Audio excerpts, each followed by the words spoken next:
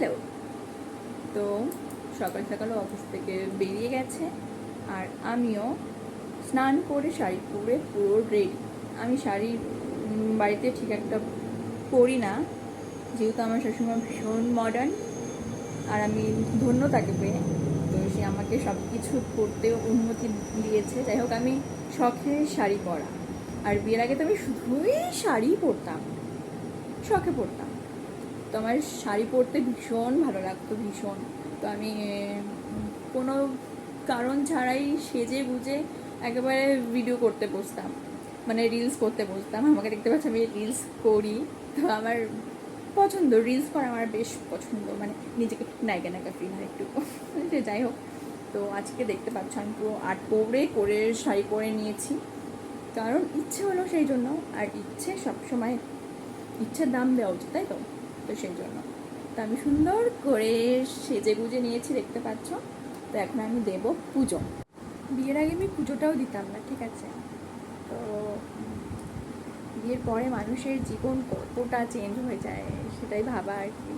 মানে বিয়ের আগে যেটা ভালো লাগতো না, এখন ধরো সেটাই ভালো লাগছে, সেটাই ভালোবেসে করছি। আগে মাকে বলতাম ধুর ভালো লাগছে না, এখন বরের জন্য মনে হয় যে ঠিক আছে, ভালোবেসে করছি, করি, তখন আর কোনো কষ্ট হয় না। আর মাকে করতে, মা যদি করতে বলতো আমাদের কি কষ্টটাই না হতো, তাই না? সেগুলোই ভাবছিলাম আর কি। তো ভাবতে ভাবতেই যাই হোক, আমার পুজোতে লেট হয়ে যাচ্ছে, চলো। তো এই দেখো আমাদের গোপাল আর আমাদের ঠাকুর ঘর। মা পুজো দিয়েছিল, তো সেই ফুলগুলো রয়েছে, তো ওগুলো এখন আমি তুলে নেব। তুলে নিয়ে ঠাকুরদের স্নান করাবো, স্নান করিয়ে তারপরে তাদের পরিষ্কার করে তাদের খেতে দেব। এখন আমরা গপুকে স্নান করাবো। গপু সবাইকে আশীর্বাদ করে দাও। এই দেখো আমাদের গপু এখন স্নানের জন্য তৈরি হবে। চলো আস্তে আস্তে আমরা গপুকে স্নান করার জন্য তৈরি করে নিই, তাই তো? আমার না গপুকে টাকলোই ভালো লাগে বেশি। দেখো কি সুন্দর টেকো মাথা। হরে কৃষ্ণ কৃষ্ণ কৃষ্ণ হরে হরে, হরে রাম রাম রাম হরে হরে, হরে কৃষ্ণ কৃষ্ণ কৃষ্ণ হরে হরে। গপু স্নানের জন্য একদম রেডি। দেখো স্নান করবে তো সোনা, এখন ঠান্ডা জল দিয়ে স্নান হবে। তো গোপাল বাবু মধু চন্দন দিয়ে স্নান হয়ে গেল। মধু আর চন্দন দিয়ে গোপাল বাবু স্নান হয়ে গেল। ওলে বাবালে।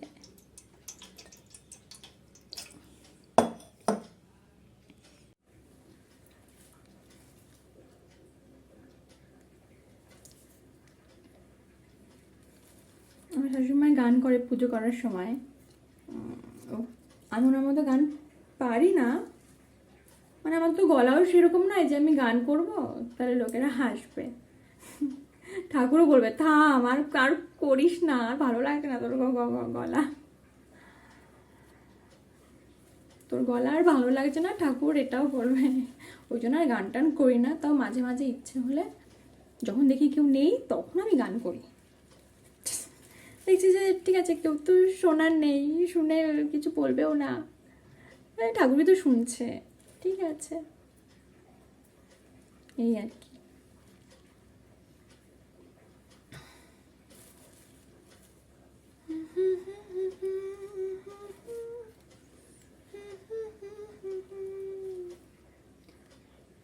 হরে কৃষ্ণ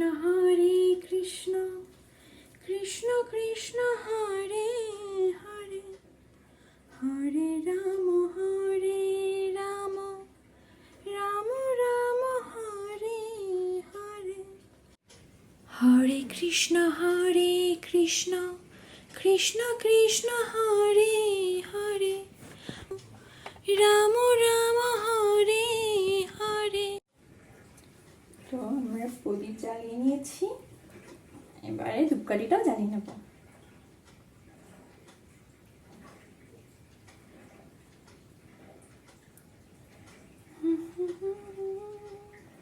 আমি বরাবরই অতটা পুজো আর্চা করি না। সবাই হয়তো ভাবতে পারে যে কে রে বাবা, বউ মানুষ পুজো আর্চা করে না, এরকমটা। মানে আমি মনে মনে সবসময় আমার ভোলে বাবাকে ডাকি, আমি ওনাকেই মানি আর কি। তো সেক্ষেত্রে উনি সবসময় আমার পাশে ছিলেন, আছে, থাকবে ভবিষ্যতেও। তো আমি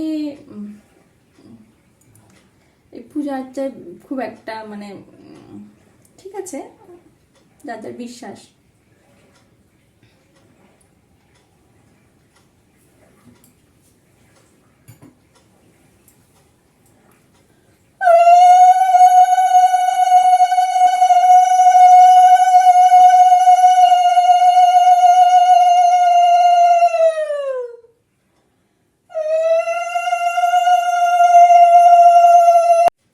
তো আমি যে এত সুন্দর করে সেজেছি, বরকে তো দেখাতে হয় নাকি? তোমরাই বলো। যাই হোক, তোমরা বলো আমাকে কেমন লাগছে। তোমরা কমেন্ট করলে আমি খুব খুশি হই, আমার মনে হয় যে না, তোমরা আমার সাথেই আছো। তো আমি যখন সেখানে চলে যাব অনেক দূরে, তখন তোমাদের কিন্তু সব থেকে বেশি দরকার, কারণ তোমাদের সাথে আমি তখন কথা বলবো সব থেকে বেশি। তো যাই হোক, কেমন লাগছে আমাকে জানাও তো। তো আমার তো পুজো টুজো সব হয়ে গেল, ঠিক আছে, টাটা এখনের মতো।